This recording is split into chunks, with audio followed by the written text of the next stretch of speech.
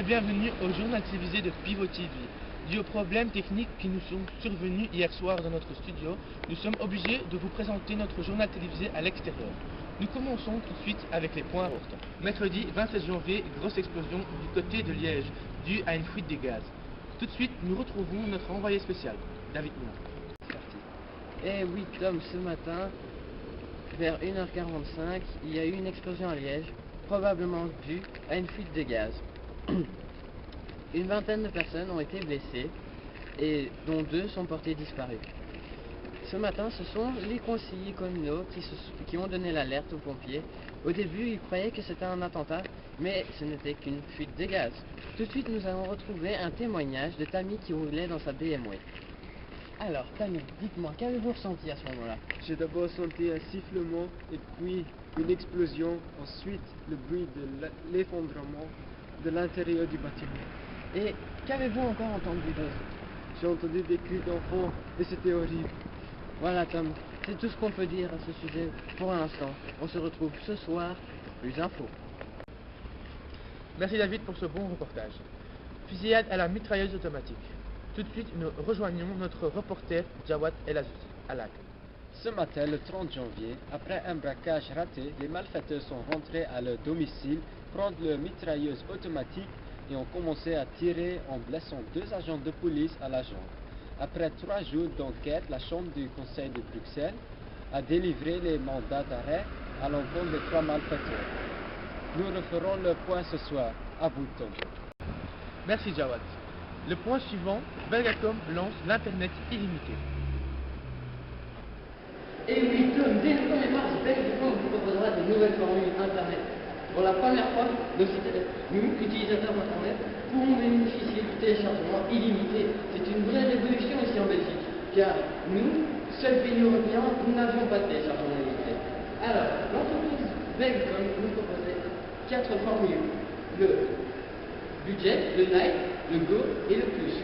Ces formules s'institueront maintenant, dès le 1er mars, Internet Star, Internet Confort, Internet Favori et Internet Intense. Qu'est-ce qu'il y a maintenant de révolutionnaire? Eh bien, tout simplement, maintenant, avec l'Internet Intense pour 56 € par mois, nous pourrons télécharger en illimité. Merci David pour ces bonnes nouvelles. Notre prochain point sera un point de santé avec Jawad El Azouzi. Les 10 signaux d'alarme qui peuvent annoncer un cancer. En moyenne, une femme sur 4 et un homme sur 3 seront confrontés au cancer durant leur vie. La Fondation contre le cancer lance une campagne de sensibilisation pour permettre à chacun de mieux connaître le langage de son corps. Connaissez-vous les 10 signaux d'alarme qui peuvent être liés à un cancer? C'est le thème de la campagne grand public lancée ce jeudi par la Fondation contre le cancer pour permettre à chacun de mieux connaître le langage de son corps. Si un symptôme inhabituel apparaît soudain ou si un signe, au lieu de se résorber, devient chronique. Je vais vous les citer.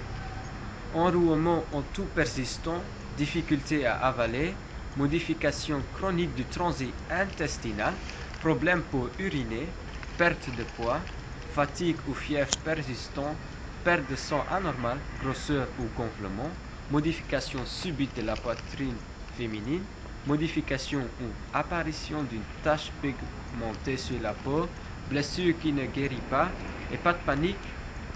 Seul un médecin saura interpréter les signes correctement. Sache qu'une femme sur 4 et un homme sur 3 seront confrontés au cancer durant leur vie.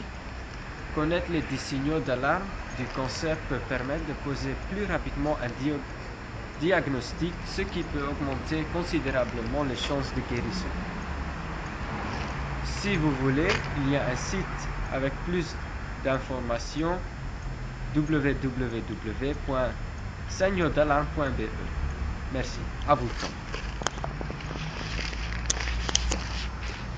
Je sais pas si j'ai été en top. Voilà.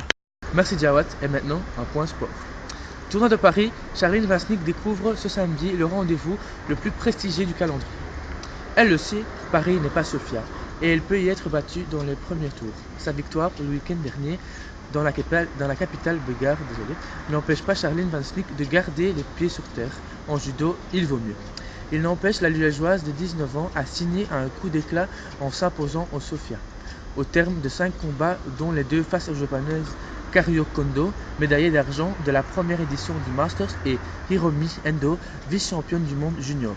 L'an dernier à Paris, une compétition où Charlène avait-elle terminé au pied du podium. Merci chers téléspectateurs pour nous avoir suivis sur Pivot TV. À ce soir.